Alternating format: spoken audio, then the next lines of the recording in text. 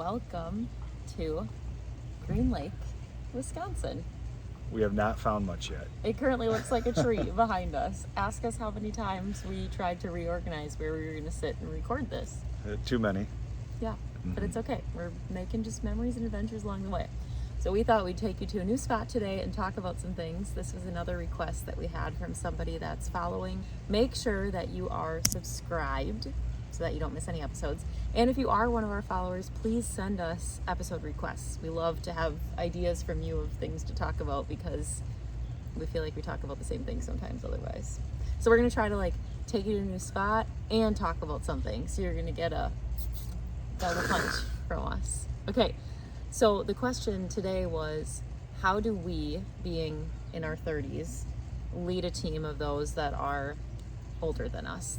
Most of those are older, and just generations in general. A lot of our friends or a lot of the people that we're closely connected to are older than us. And so we call ourselves old souls, but I know we're not the only ones. So if you're somebody that's listening to this, maybe you're in your 20s or your 30s and you're a leader, you're in a leadership position, but the people that you're leading are older than you. What does that look like? I think the biggest thing is there is years and years and years of experience that our team members have, and don't to push that away, right? Lean into it, listen, but also we have a different perspective of being a little bit younger, having technology that we can utilize.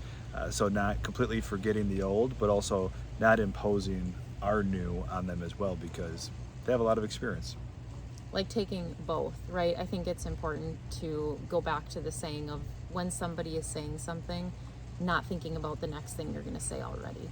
Really listening to what they're saying and making sure that they feel heard and listened to, and then offering, a different suggestion later if it comes up, but making sure everyone feels seen. At the end of the day, that's what we all want to feel. The other thing that I was thinking about with this is, it's been said before, never wanting to be the smartest person in the room. That was actually said at one of our leadership conferences for the organization that we're involved in, and I'll never forget that.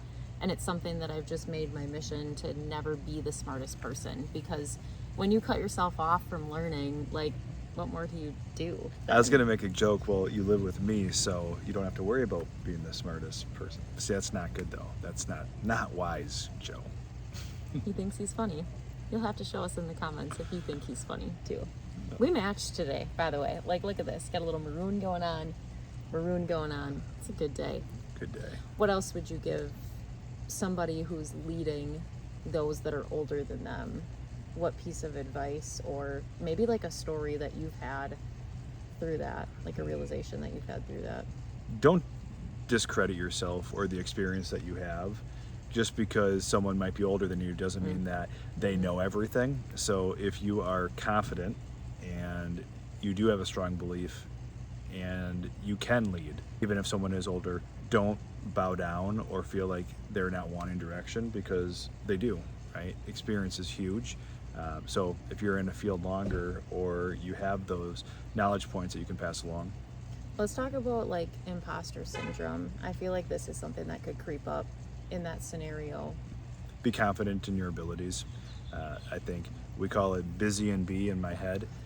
My alter egos that I talk to and I try to talk through scenarios with, but it's one of those where if you know the information, don't not tell it to someone because you're afraid of what they're going to think. If you know it, share it. I think God gave us all unique gifts, and they're very much created on purpose. So I don't view it as I'm above you, or age, I'm above you, leadership level, age, any of that. Each of us has a unique gift and a talent to bring to the table. And when all of those little working parts and pieces can come together, that's when you really see the magic happen.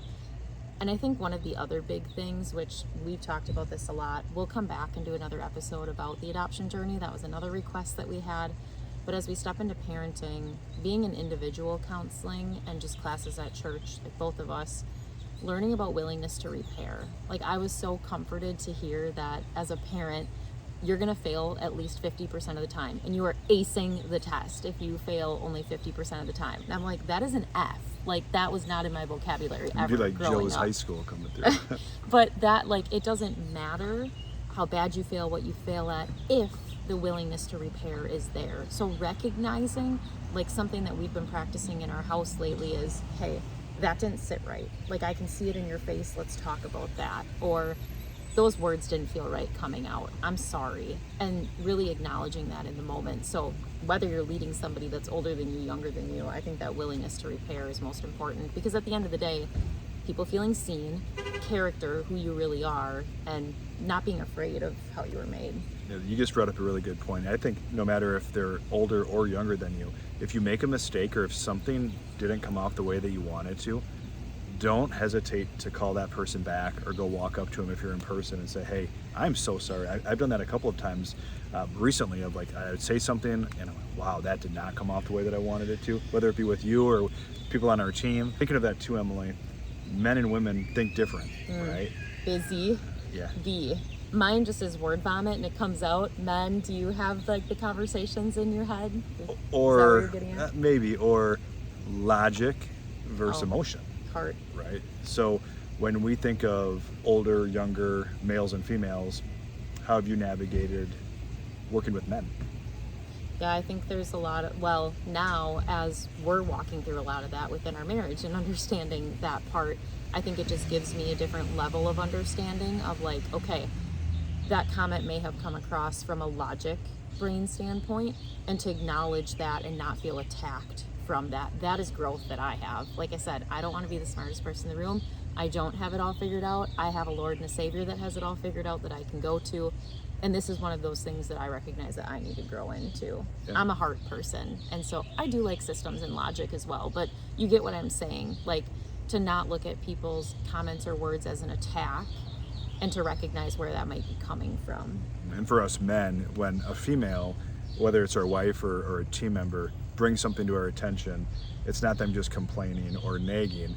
It's just the way that their heart is responding to us too. These aren't easy things. These are really hard things to do. Like, we're talking like we have it all figured out, but we don't. Yeah, we don't. And we're still learning. So please put in the comments your words of wisdom. Like I said, we don't want to be the smartest person in the room. So share a little tidbit or a tip that you have, or if you know somebody that could really benefit from this, please tag them in the comments and share it with them too.